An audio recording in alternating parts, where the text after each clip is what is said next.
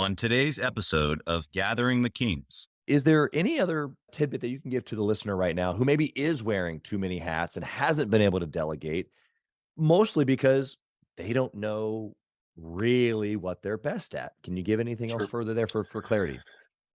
You are listening to Gathering the Kings with Chaz Wolf, featuring fellow 7, 8, and even 9-figure business owners who have real battle scars from business and life, but have prevailed as the king that they are designed to be.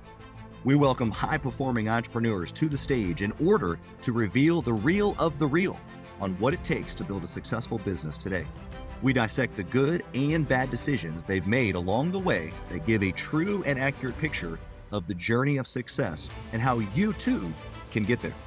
Through this dialogue, you will learn the value of growing your network and surrounding yourself with power players and kings like today's guest. Grab your pen and notebook because we're about to dive in. What's up, everybody? I'm Chaz Wolf, trying to come to you today, trying to keep my voice. I was losing it. I did 3 shows yesterday. Here I am back, and I got my brother Matthew here on the king stage. How we doing? Come into the fold here. Come to the king table, Matthew. How we doing? Doing well, Jazz. Really blessed. Glad to be alive. It's a great day. Had an old football coach used to say at our 5 a.m. two-a-days, it's a great day to be alive and living in the Peach State. I love it. I love it. We just got done talking about Georgia and the area that you service. We were just there with our mastermind group, and absolutely beautiful area. I'm trying to buy a lake house nearby. Like just the whole, It just like encapsulated my attention. But dude, I didn't even, before our pre-record, I didn't even ask you how you say your last name. I'm looking at here on the screen going, That's okay. oh my goodness. That's okay. Tell us It's your last name here. Efird. Yeah, it's Efird. It's like bird, but EF. So There you Efird. go. Matthew Efird. Matthew Efird here on the king stage, y'all. And I hope that for the listener, you guys realize that, like, I mean, okay, I've done like 325 of these, and look, right here, right in front of you, forgot to ask my buddy's last name and how he says it, but hey, we just roll with it. That's what we do as kings. We bring levity. It's one of our core values. We bring levity, which is the removal of stress and the insert of joy. Amen. What do you think about that? Okay, so Love it. I want to know, you got a couple businesses. Tell us what industry or businesses that you're in. So we started a Mosquito Joe franchise in 2017. I was in a sales position before I started. Had been through some pretty explosive growth with a great pharmacy company, and really felt called to and led to start something for my family. Wanted to be able to hand something to my boys. Didn't want a pat on the back and a watch when they sold a business that we took from 2 million to 10 million. Yeah. I really wanted to be able to invest in my future and in my boys' future. So we prayed a lot, found Mosquito Joe as an opportunity, called around almost 100 owners at the time that I spoke to, kind of tell me the good, the bad, the ugly about the brand, and fell in love with the brand. But the issue the brand had was, what do you do in the off season? And so Right. simultaneously, we opened a Christmas lights business. We did a little A/B test between Christmas lights and chimney sweeps. Had a buddy of mine that was doing that. So I just wanted to kind of keep our options open. Fell in love with lighting, the opportunity to be able to really make Christmas magical, and have since 2018 been running both businesses side by side, supporting the staff between the others. And we're actually really excited this year. We're actually franchising our Christmas lights business called Lighting Pros. So we're opening up that franchise and opportunity to be able to connect to other folks. So we do outdoor pest control through Mosquito Joe. We do Christmas lights through our local operations with Lighting Pros, and then we are franchising that business as well. Yeah. Okay. So, I mean, wow. Completely impressive. But the first thing that I just keep this vein of impressiveness. I like to be impressive. I like to show up and out. And so I like to point it out when I hear it. You Good. said you called 100 franchisees before you signed the dotted line. And when you told me that just before the recording, that's a lot of phone calls, man. That's a lot of potentially hearing the same thing over and over. And a lot of like intentionality is what I heard from it. So I just wanted to like give you like a kudos to that. I mean, I'm not sure Appreciate that a lot. not like your dad or anything, but like, Yeah. wow. No, I Um, appreciate that. and then the second piece is around the franchise. Like, I wanted just to point that out there because I can't tell you how many home service companies I've heard say, man, we can't figure out what to do to keep my guys. And so Yeah. that's you listening right now. Matthew might be an incredible opportunity for you to connect with wherever you are in the country, because unless you're in Florida or South Texas, everyone else basically has an issue with this exact same thing that you just described. And I'm pretty sure that they celebrate Christmas in all of those areas too. And I'm pretty sure there's businesses and homeowners everywhere that like lights on their buildings and homes. And so maybe listen up just a little bit on this one. This might be a great solution for you. Maybe Matthew has a franchise just for you. Be honored to help any way that we can. Awesome, man. Well, let's get into it here. I want to know your story. You kind of gave us a little bit of what happened. I want to know how it happened. But before I ask you the how, I got to know the why. You mentioned your boys. You mentioned, leveraging a future legacy. What is the bigger picture for you? What's the burning desire of Matthew on the inside? My businesses are an avenue for ministry, relationally and financially. So that's what gets me out of bed every day. Is being able to engage. I believe Scripture teaches us that we're all called to ministry as believers. And so if you call yourself a believer, you're in the work of ministry. It's not just for pastors or own people on staff at a church. It's the local businesses that can really make an impact. And so we operate our businesses in that way, to invest in our staff, to invest in our community, and then to be able to invest in our family as well. Yeah, I love that. And I agree with you. I'm in a similar value system. And for me, call it marketplace Christianity or, evangelism through excellence. Like, I think you and I both know, even through our conversation already this morning, it's like, sometimes the faith or maybe the word or the Bible or scripture or these like play on Christian words get used, but a lot of times they don't. And here's what actually happens is that you just operate in excellence. And operating in excellence is a biblical foundation, or success principles came from somewhere originally, and it wasn't Napoleon Hill, although I love Think and Grow Rich deeply. Me too. They were around much longer before him. And so it's like, okay, well, where? And so for you and I, that state of excellence comes from us wanting to be a mirror of the excellencies of Christ, right? Yeah. Amen. Love that. Okay, so that's your why.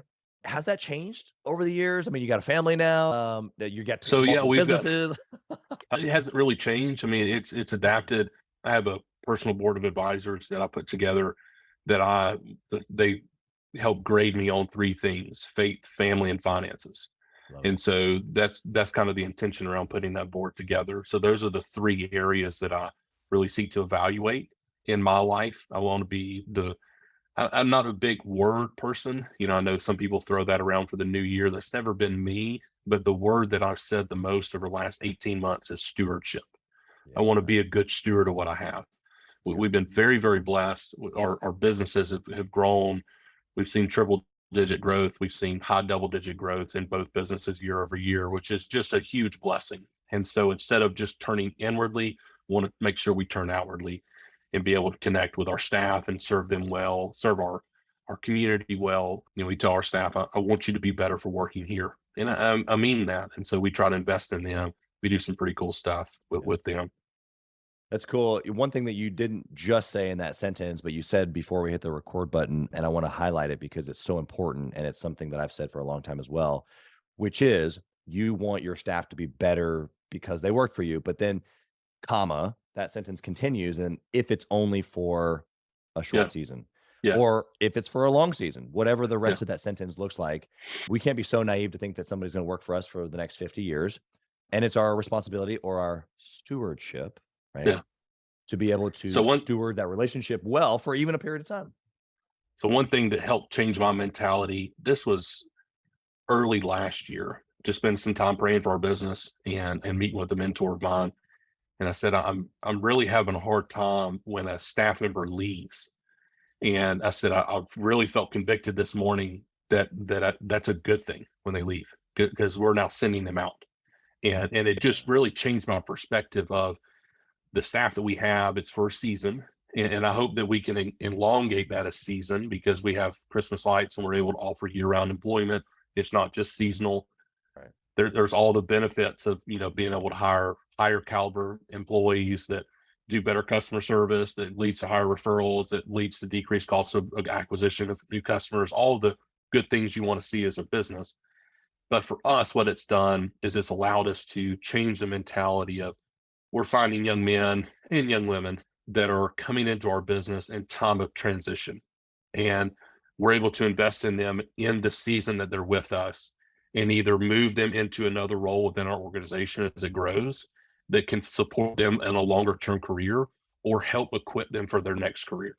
Yeah. And that mentality shift has completely taken the burden of staff off of my shoulders. I mean, obviously we struggle with staff. That's nationwide, people do that. But it's given me a new perspective on that, very fresh perspective that I would just encourage others to have as well. Yeah, it changes a closed fist to an open fist. Amen. And so if we're keeping this, just biblical principle flow, blessings can't flow in and out with something closed. It has to be open. It has to be open. You have to be able to receive and give. I mean, just multiple scripture and principles that we're talking about. And then even in a book, success books, they talk about just abundance and not lack. Yeah.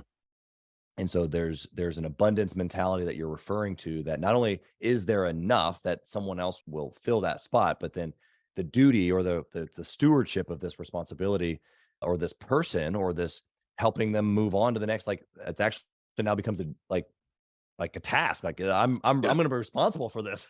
Yeah. And I want to do it with excellence is Amen. what it all comes down to. Yeah.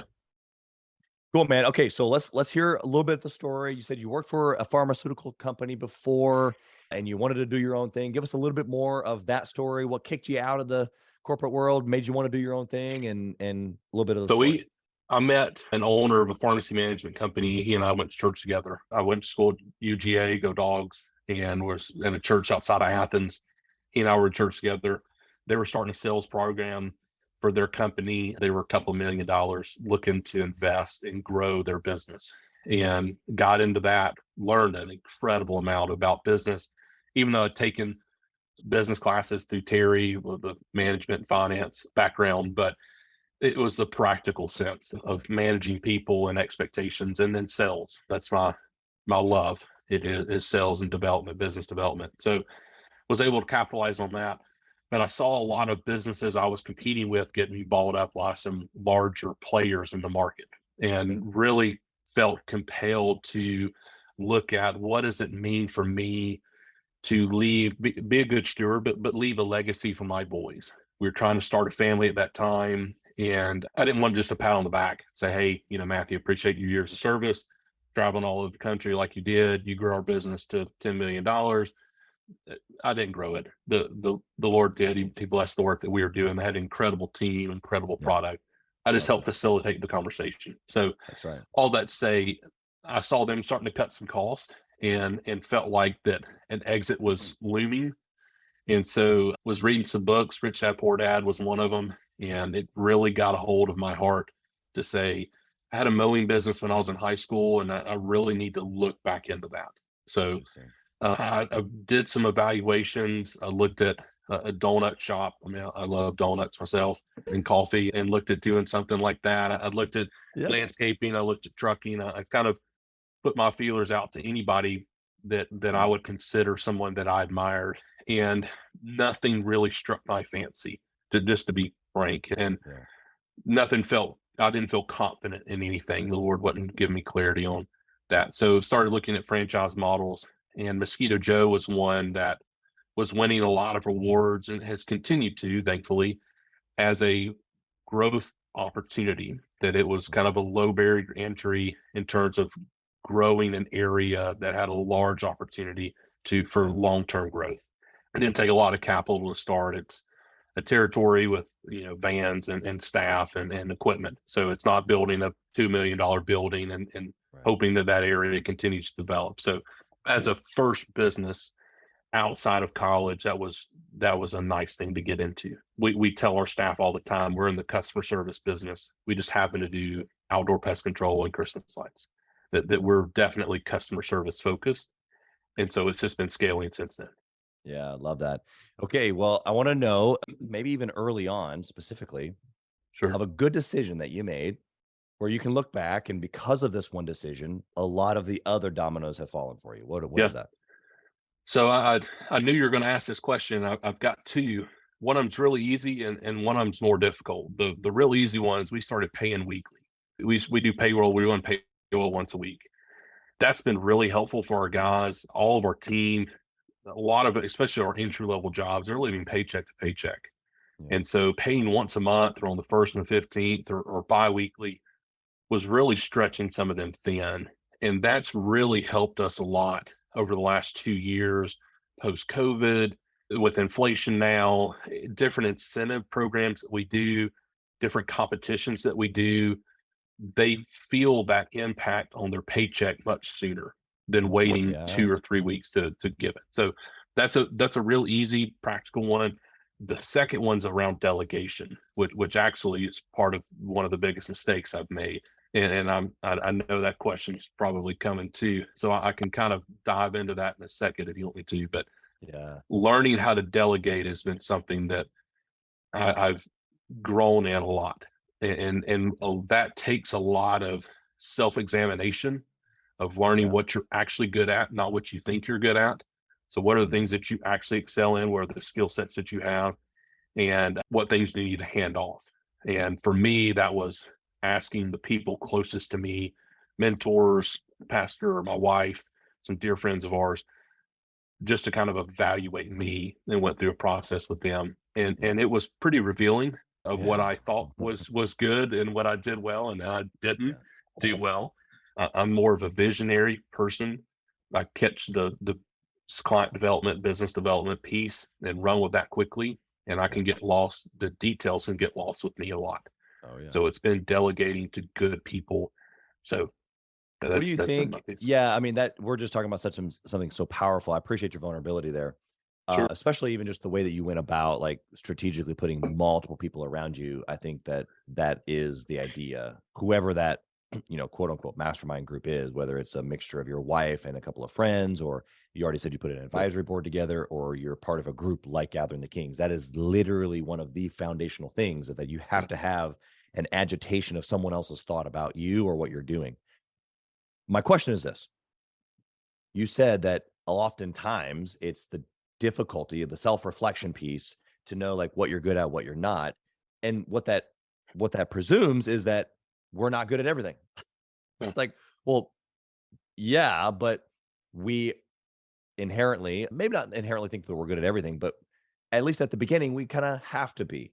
So, other than maybe just asking others to be honest with you, is there any other tidbit that you can give to the listener right now who maybe is wearing too many hats and hasn't been able to delegate, mostly because they don't know really what they're best at? Can you give anything else Sure. further there for clarity? Yeah. So for me, I read a book, Who Not How, Dan Sullivan.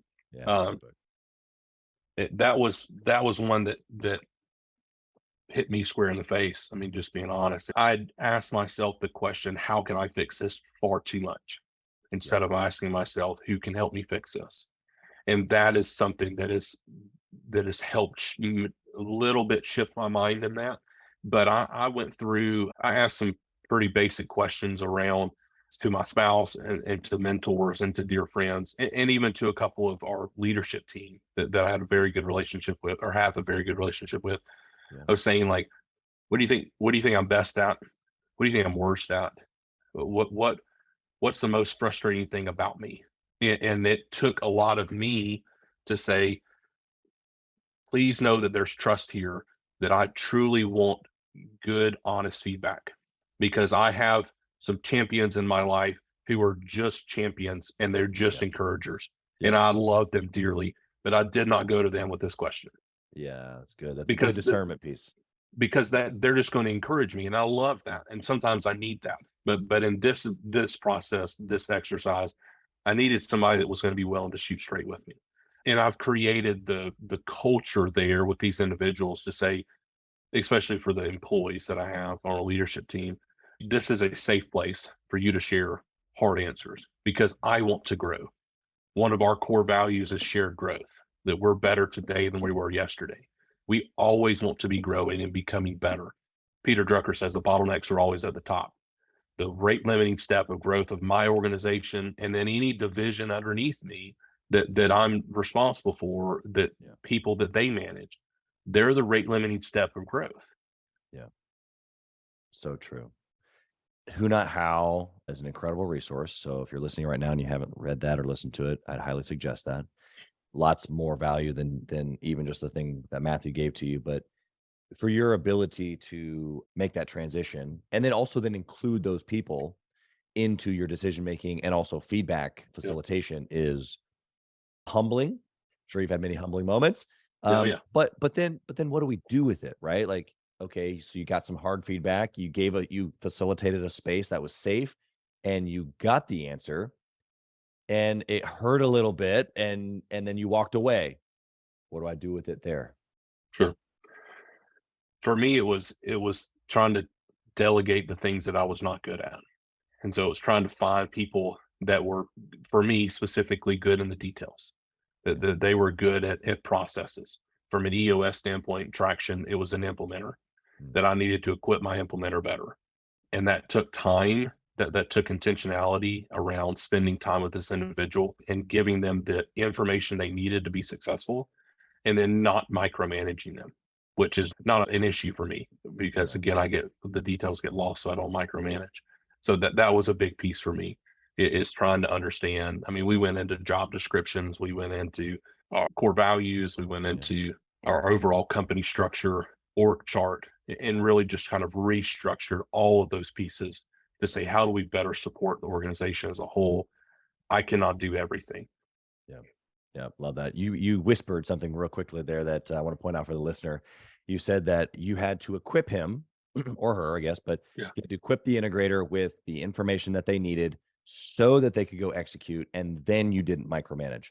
And you said later that micromanaging isn't like a thing for you anyway, because that's not usually what visionaries do. But here's what visionaries typically do is they just say, here, go figure it out. But if we go back to your 3-step process there, it was first equip them with what they needed so that they could go execute, and then don't micromanage. You can't just say, well, I'm not a micromanager, so go figure it out. Yeah. That's not how it works. It takes a collaboration of equipping them and giving them the pieces that they do need, which does require you to be into the weeds a little bit more than a visionary likes to be. Let's just be honest. Yeah. And so that they can own that space so that the visionary can rise above the weeds again. Does that make sense? Yeah. 1 Minute Manager is another good book that kind of gets into some of that.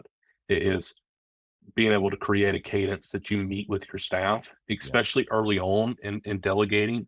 It's a lot more than it is as you go throughout the delegation process.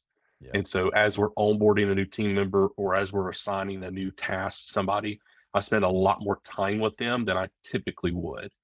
We're regularly, daily, sometimes multiple times during the day, going over the process, tweaking the process, making sure they understand the process, making sure that they actually tell me back the process. That's been a key for us, is to say, this is what I'm saying. You tell me what I'm saying. Tell me what this process is. Tell me what you're going to do. I want to hear it from you. I want to hear you say this, so that way I make sure you understand what it is. Yeah, it's funny. This process or this repeating back of competence is so good. And I'll give you just a quick example here, because you've mentioned that part of your inner circle obviously is your wife. And then, before the recording hit, we were talking just about just the importance of that and our faith and just a few other things that play into the business. But my wife and I, Julie and I, were on a marriage retreat, I don't know, 5, 6, maybe 7 years ago. I can't remember exactly how long, but we were doing this communication style back and forth where, the one listens and then repeats back. Like, this is a very normal communication piece. It shows not only active listening, but it shows competence of what, like, I understand what you said. And then the ability to repeat it back to you is a whole nother skill set. Yeah. It's the ability for me to know that you actually heard me. I now feel heard. I feel that you understand. So you heard me, but then you understood. And then now I understand that you understand. Like, those are multiple steps. And so here's what we learned. It's just hilarious. This is, applicable for employees as well, is that when my wife would repeat back to me, she would summarize, because she's a summarizer and I'm a bullet point. Okay. I value accuracy. Okay.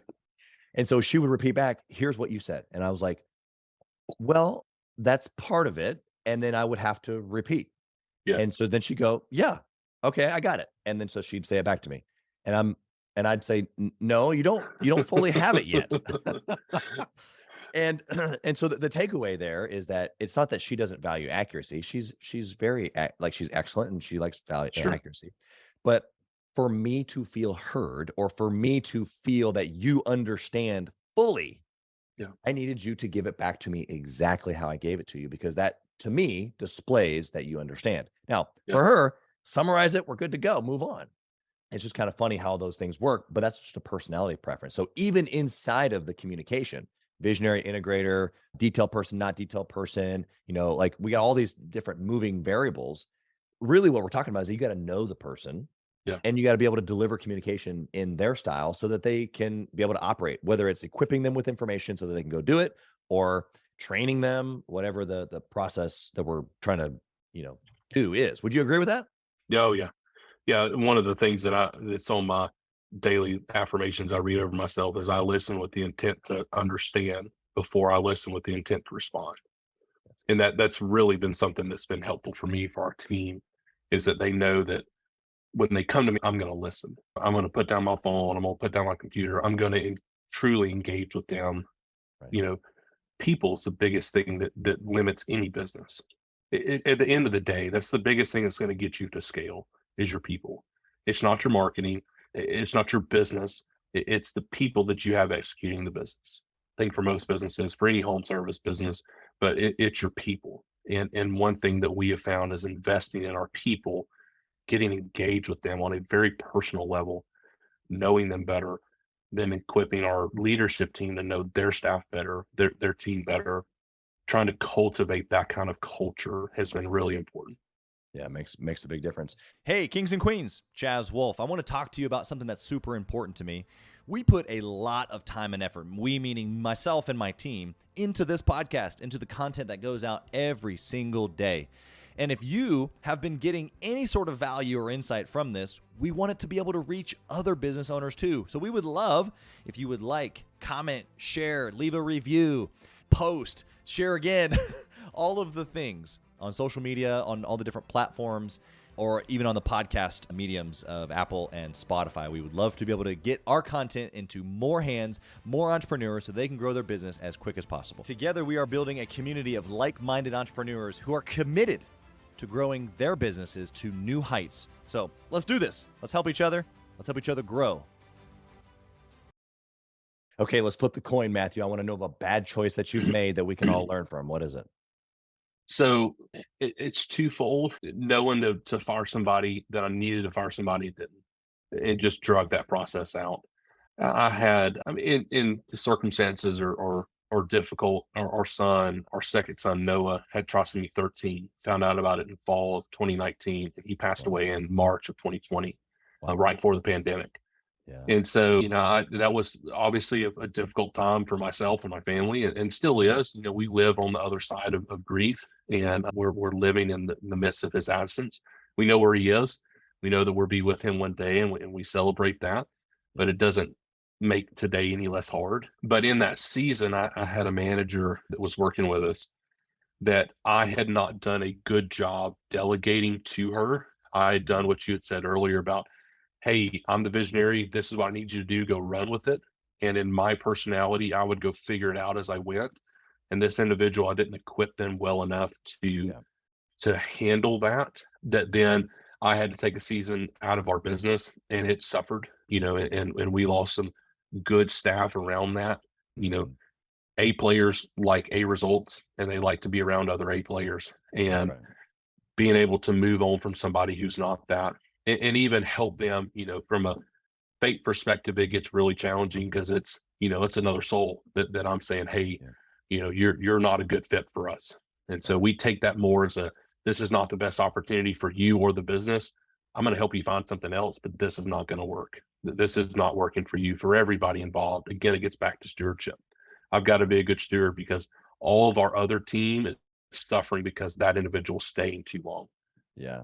Yeah. It's a real thing. It's come up a couple times here on the show, but if you're listening right now and haven't gone through this, then you will. But and hopefully the information here that you just acquired is you recognize it, like it's a frustration, it's a stick, when it should be flowing, it sticks and it starts as an irritation. And it doesn't have to be that you don't work on it. Like obviously every frustration every issue needs a solution, but sometimes the solution is right there in front of you and it's like that they're just not a good fit. And that's okay. Even to your point there, it's like, that doesn't mean that you can't help them move on and transition to even what should be better for them. Because here's what I learned a long time ago.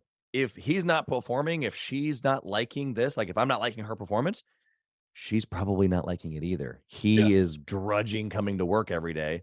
And Yeah. so I'm just doing us both a favor of, Yeah. helping both people move on in a better way. Yeah. I got to know, is there a decision-making process that you have? You're very poised. You've been through a lot. You're referencing, people, like you have a very poised perspective. Do you have a decision-making process when something comes across your desk? You got to make a big decision. It's a great question. I mean, I have a morning routine that I've had for a couple of years now that I start my day at 5. I exercise, I spend time in the Word, I spend time praying for my family and my business. And then based off of that quarterly rock, I divide up my 7-day week and have different tasks I do every morning. And that gives me a couple of hours, a few hours before our boys get up and get going for the day. They're still young. Our oldest is 5. And so they're still pre-kindergarten age, but that gives me time to be really focused in the mornings to engage with our business. Read a couple of books around that and share in a minute, but that really helped. So a lot of times that at least preps me for the day to be engaged with those discussions during the day. So those decisions. But I have 2 masterminds I'm a part of, one that's a home service specific one that I take a lot of stuff to, and then one's a faith-based one that is equipping me to be a better dad, a better husband, a better business owner. That I'm involved with those 2. And then I have my personal board of advisors that I've put together that are just men that I admire, that I say, hey, you've gone places I want to go. And, Bible teaches he who walks with the wise becomes wise, but the companion of fools suffers harm. And so I've really tried to surround myself with wise people that rubs off on me. And then I get to say like, hey, this is the decision. This is my process. This is the issue that's come up. Here's the evaluation I've done on it. Here's where I'm thinking about going. What would you advise? That's helped me mitigate a lot of issues. Oh yeah. Yeah. I if I could just bottle up that answer and just sell that, I think that a lot of people would actually be changed, would grow. It's a lot of the message of what we say on the show. So thank you for echoing that into Sure. the chambers of business and eternity on the internet. And so those are great decision-making abilities. I appreciate that. Okay, so speed round here, Matthew. You ready? Ready. Top KPI. The only one that you could track if you could only pick one, what would it be? Sales. And why? I just want to see our businesses growing. I mean, we track profit. We track other ones, but as a salesperson, I'm hungry for returning sales and new sales because that's what gauges that's the metric that I evaluate. Returning sales, renewing sales, recurring sales is more of how well the business is doing. If that number is not going up, then our business is not doing a good job keeping our business. And the new business coming in, our marketing machine has to be working. Because we're both in the referral business, the Christmas lights business and the Mosquito Joe business, both of those are heavily in the referral business marketing, but it's you want somebody to say, hey, Mosquito Joe's the best, and they treat my yard and they do a great job. Right. That's obviously an easier sell. So the top line sales number tells me a lot about the health of our organization in a very, very easy to understand metric. Yeah, that's what I was looking for, which I appreciate you giving, because a lot of people are driven by top line sales, and it's for the wrong reasons. It's for vanity. Yeah. It's for that I did $1 million or I did $10 million or Yeah. $100 million. But if it doesn't give you the health of the organization in a very specific way, like you just gave, then it's the wrong metric to be tracking, right? The point of the question is that there's got to be something that you just like, this one piece helps you understand the entire organization. And it's a tough question. I know that. And for every entrepreneur, it's a slightly bit different because businesses are organized a little slight bit different. But I love the depiction there. Thank you. You said you got a couple more books that you'd love to recommend, or maybe you said you're a big podcast guy. Yeah. What are some resources that you can share? So this is one that I bought our team. It's by Jimmy Collins, Creative Followership. Yeah. This is the book that I've referred out more over the last 12 months than any other book. He is the only non-Kathy to run Chick-fil-A. He's the only non-Kathy CEO of Chick-fil-A. It's an organization that I love. And it's his process about how to be the best employee you can possibly be. It felt weird the first time I encouraged our employees to read it. It felt like, hey, you're doing a bad job and I want you to do a better job. Right. But the feedback I've received from them has been more in line with, hey, thank you so much for giving me that. It's a great resource because it Wow. helps me understand. He takes it from the perspective of the CEO of the organization. Here's what every CEO wishes his employees would know, his or her Yeah. employees would know. Yeah. And it is it's really well done for a wedding. I mean, I'm an avid reader. I read 20 or so books a year. And so I just, he who also the wise becomes wise. I just try to That's right. surround myself with wise people. The 5 people you spend the most Cool. time with or the direction you're going to go. You're the sum of the 5 people you spend the most time with. So That's of right. that group, I try to add in kind of my 5th person being well-established people in their industry that I can shave years off of my learning curve by listening to or reading. I do Audible, but I enjoy reading. Yeah. Love that, man. You've already mentioned that you're in a couple of mastermind groups. I love that you gave one from a industry specific, one from a faith perspective. Gathering the Kings is a little different where we're all different industries, but we're all 7 to 9 figures. And so there's a niche there, even a certain conversation Sure. that's happening. What would you say to the person listening right now that's been like the thing for you, just joining a group of people that are like-minded? I mean, I've been very blessed. My wife is unbelievable. The greatest thing outside my relationship with Jesus Christ that's ever happened to me. But there's a piece of our relationship that the stress of business weighs on her much differently than it weighs on me. And being able to have like-minded business owners that understand the stress in a different way has helped take a burden off of me. Yeah, Just somebody to be alongside me to help shoulder my burden. And then that's right. again, you know, when we started on Mosquito Joe, one of the reasons why we called so many people is I wanted to know what are issues you had in your first couple of years because I didn't want to go through them. Right. And it's the same thing that I'm in there with businesses that are 3 times my size. How did you get there? Tell me your secret sauce. Like, what did you do? What did you do with your people? This is Yeah. the structure I'm putting in place. Did you put Right. anything like this in place? That's what's helped us a lot. I was involved in B&I for a long time. It's a great For sure. organization to start out. It's very different. It is very Yeah. sales driven. As a Yeah. salesperson, I Networking. liked it. It's Yep. networking. It's forced networking. It's got a lot of structure around it. It will help teach you a lot about networking. I encourage any kind of specifically home service business. It's a great thing as you're starting out to get connected with, Yep. but there's a season for that. That's right. And for us, that season's closed. We're in different things now, which is the Yeah. masterminds. Yeah. Yeah. You said that very beautifully. The difference between a mastermind and a networking group is one is sales forced, like you're saying. Like the Yeah, reason I go to a BNI group is to get referrals and to give them. And yes, I get to yeah, meet some cool people, but eventually the capacity of this individual, the transition from warrior to king, and yeah. maybe I send a salesperson to Sure, that group sure. to continue on the sales action that's happening inside of that. But for the owner that's transitioned, it has to be another level, which is perspective, maybe advice, maybe just experiential, like, hey, what would you do with this? Or just Yeah, watching you. This is what I love most. I say this exact thing to new members coming in, which is like, yeah, you're going to get some cool advice. You're going to have specific people you can ask questions from, and it's real tangible, stuff. But what I personally love the most is watching you figure out your problem yeah, because the way that you think comes out in that. And if I can yeah, ask a couple of questions that like get you to like just mold that a little bit, yeah, and it's not even like my benefit of you asking the questions, it's my benefit to see you work it, like yeah, use your mind because I get the benefit of watching your mind work. If that makes yeah, sense. yeah. I totally agree. A little bit behind the scenes there, but appreciate that. I got a question for you about family. Sure. And my book that I'm going to write eventually is going to be Work Life Obsession. Okay. Throw balance out of the window. Amen. I don't even believe that balance is even biblical. And so here's what I mean is that the thing that has made me successful in business is obsession. We as business owners all know that. And so what I'm trying to do is go all in on being a dad and being a husband and being a family and leading my community, all the things. Like I'm going to go all in on all of it all the time across the board.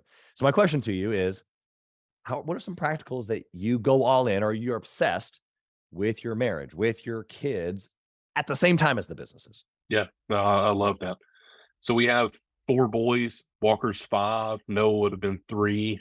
Abel's 2, and Warren is 8 weeks old at this point, maybe 10 weeks old. Gosh, he's in there. He's little. He's a little man. We went from we say we went from man-to-man defense to zone defense, and it's been quite the change. So for me, the thing that's helped me so much is scheduling my day. I'm a really big component of scheduling, and I like change. I like innovation, but what I've adapted to is I've put structure in place for me that then on a 90-day window, I can still do creative adaptation and change, because I love the change part. Yeah. But so I built out a morning schedule for me. I mentioned it earlier. Start at 5. I have a short time to work out. I have my quiet time, and then I get 2 solid hours to work on my business. And we like to say that we're busy, and we are busy. And I've worked 120 hours in a week, and I've done that sustained, and that's obviously not sustainable. But what I found is I don't work as productive doing that. And so for me, working a few hours in the morning, I can be hyper productive. I can go to the office for 4 to 5 hours, sometimes 6 hours, and be very productive with my staff there. And then I come home in the afternoons and I spend a chunk of time with my boys. I asked my wife, I said, when would it be most helpful? If you could organize my schedule, when would it be most helpful for me to be home? And she said, when it's really chaotic is the afternoons. She said from about 3 o'clock until bedtime. And I said, you know what? My phone's going to be off. And so you cannot reach me at that time. You just can't. My staff knows that. And if the building's burning down, let it burn. Yeah. Because we can fix it later. And genuinely, I mean, we can fix it later. You have been equipped at this point, specifically with our staff. You've been equipped to handle any issue that's come up that cannot wait till tomorrow. Or after my wife's in bed, and we've had some time to spend together, I'll be happy to check stuff. But typically, nothing can't wait until the next morning. So I book in my day. I start early, and then I'm really wrapping up 2 to 3 o'clock in the afternoon. And I'm taking intentional time to be with my boys, that they're home from school and they're going to daycare or preschool down the road, that we're spending time outside as a family. We've read some research about just the impact of phones in the room with your children. And it's humbling. My wife and I both have a place in our house beside our refrigerator that we set our phones. And so our boys know our phones are up, that they have our undivided attention, and we're playing whatever they want to. We're playing inside, we're playing outside. I don't care where we go. I just want to be with you. Yeah. And I've learned so much from, my parents, and they say more is caught than taught. And so, I saw my parents do that, and they didn't have that kind of structure. It was different, but they spent intentional time. So for me, because we have so much going on, that's been the thing that's helped me, is building out that intentional structure and putting time in place. We started about a year ago, we do a Sabbath on Saturday evening through Sunday evening. And man, you want something to dramatically improve your life. Mm-hmm. Try to take a Sabbath. Yeah. And it has been the biggest blessing to our family. It truly has, to our business, to our family, to my marriage, my relationship with the Lord. It has been a sweet, sweet reprieve, because what it allows me to do is allows me to run harder during the week. That's right. It allows me to run harder during the week because I know that I have a break coming. Yeah. And that's really important. You've just downloaded some really, really, really, really good stuff. I want to just highlight for the listener that probably 4 to 6 months ago, I did the exact same thing that you did, as far as I sat down with my wife and I said, okay, I'm going to stir this pot. How do we want to do it? Let's paint our life, and which really means, how do we put me in certain categories or boxes so that we can all do the thing together, right? Sure. Because we're the Mavericks, right? Yeah. And it was the same thing. It was like, from 3 to 7 would be really, really, because I was already doing like a a 5 to 7, that was like my daddy time. And then I put him down. We've got a routine and the whole deal. Yeah. But like a couple of hours before that would be awesome additional time. So I was like, okay, well, in order for me to do that, I got to start earlier, which means that like I'm going to get out of bed earlier. I might like wake you as I'm getting up. Yep. But what that allows for me to do is do the early morning stuff and really get things cranking. And then I can be done by 3. And then I'm with the kids until 7, generally speaking. And for me, it's like a little bit of a wiggle, but then at 7, we either then choose to do something together, or if she's got stuff and I've got stuff, then I have an evening flow, which I love the evening flow. I come up here. I don't have any of my, like all my show lights. None of that's on. It's just like one little lamp, and I have some quiet time, which is kind of like the morning. It's kind of like a good way to start and end, but that 3 to 7 time frame that you tipped about the family is just so important and so awesome. Not everybody can do it exactly like that, but the encouragement really is just find the section of time that you can say, I'm here, I'm obsessed here. Yeah. And then to get excited about it. Like for me, I don't know about you, but I just get a different dopamine hit about building something in business than I do, playing Uno. Yeah. But I've changed that to I get to build my children. And then I'm like, ooh, I like that. Like building them as a person. Oh, and they're just right now we just happen to be playing Uno. Now I'm all in. You know what I mean? Yeah. So it was something I went through an exercise. This may have been last year, just really trying to define what does success look like. So because that looks like different things for everybody. Yeah. And I boiled it down into 3 categories: faith, family, and finances. And so I really try to, that's what my board of advisors helps regulate me on, hold me accountable to, is the things that I've defined out as success in those. And it starts first with my faith, and then it's my family, and then it's my business, my finances. And so that has helped me reorient my schedule. You used to be show me your wallet and I'll show you what you worship. And now it's show me your time, show me your calendar, show me your schedule, and I'll show you what you worship. And so that's for me. That's how I run my business. That's how I run our organization. And then we set up fun things. Hannah and I do a date night. We have a rhythm of overnight trips that we do, and getaway trips that we do annually. We do a monthly donuts with dad. Again, I told you I like donuts. There's a donut shop here in Jefferson, Georgia, where we live. And I take the boys. It's either there or Waffle House. And it's chaos and it's fun, but we go and it's memories. And it's just really trying to commit to, quantity time leads to quality time. It's very hard to have quality time with your staff, with your spouse, or with your children without quantity time. And so it's how to arrange my time. A mentor of mine told me years ago, before our first son was born, Walker, he said, in the time that you have young children, he said, your golf score should not go down and your bench press should not go up. He said, have time for yourself, have time for your health. But he said, do not focus on those things so much that it takes time away from your family. He said, because this time you cannot get back. Yeah. So powerful. Just tried to live by that. Super powerful. And I think that anybody that's past those years would immediately go back if they could, which leads me to my next question. Yeah. It's my last question for you, Matthew. Okay. I want to know if you could reach into the past and whisper to the younger Matthew, what would you whisper in his ear? Oh, mercy. There's so many things. I really take my life as, I just believe that God doesn't make mistakes. And I believe, that he's in the business of redeeming our story, and that he, turns our mess into miracles. So that's something that I don't just say, it's something I believe. But I think if I could tell myself something, is that I would, in the early years of starting our business, I would slow down. If I could say anything, I would, even as early as our boys were at that time, I just would slow down, and I would try to structure the structure that I have now. If I could go back when we started, I wish I would have had that structure when we started. Yeah, there's value in that for sure. Okay, Matthew, you've been absolutely sensational today. We went long, but man, was it good. And I actually hope that they go back and listen to it again. So how can the listener find you? Number one, if they are in home service and they are looking for a solution for the off season and they want to inquire about your franchise, and or they're just a business owner, they want to get to know you a little bit, how can they find you? Sure.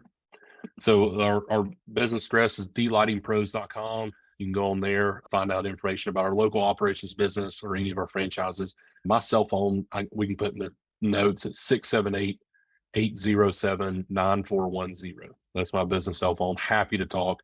So Not from 3 to 7, but all the not other 3 to times. 7, but all the other times. No, I'm happy to talk. You won't be able to get me between then, but I'm happy for you to try. But I really would love to be able to connect. And if it's not right for somebody that's looking for a franchise, we totally understand. But I feel like it's a good solution to be able to keep staff and bring in some good revenue in the off season. And then I'm on Facebook. I'm on LinkedIn, Matthew Efird. Happy to connect with anybody we can. Mr. Efird, you've been, again, just incredible. I'm so glad that I know you now. I can't wait to see where our friendship goes from here. I feel like I've known you for years at this point. And so it's been a blessing. Blessings upon your family, your business, your teams. Thank you for being here. Thank you. Thank you. Thank you. Of course, it's truly my honor. A blessing to be here. Appreciate your time. And, my hope and prayer is for all those that are listening, genuinely, is that their businesses will be successful and will thrive, because that's the way I believe the kingdom's built here. It is so much through business. And we have an incredible opportunity to connect with local communities around the country and to better equip those businesses to be more successful, that then in turn that they can give back to their community and be a light in a dark place. It's the ultimate king mindset. Thank you for listening to Gathering the Kings today. I hope that you were able to pull out a few nuggets to go apply into your business right away. More importantly, though, I hope that you're realizing that it takes more to be successful than just being by yourself, doing it all on your own, carrying the weight all by yourself. What I have realized, not only in my own journey from multiple businesses and multiple different industries, and now interviewing literally over 200 or 300 other very successful 7, 8, and 9-figure business owners, is that it's tough to do it alone. And so Gathering the Kings literally exists to bring together successful entrepreneurs. In fact, we are putting together 1,000 kings, specifically who are grateful but not done. We're intentionally assembling kings who fight tooth and nail for their business, family, and communities. And here's what we believe: that in the pursuit of excellence in those areas, that it ignites within us the responsibility to govern power and forge a lasting legacy. So if that relates and resonates with you, and you know that you need people around you, sharp, qualified, other very successful business owners, I want you to go to gatheringthekings.com. I want you to take a look at what we're doing and see if it makes sense for you to be part of our pursuit to 1,000 kings. Talk soon.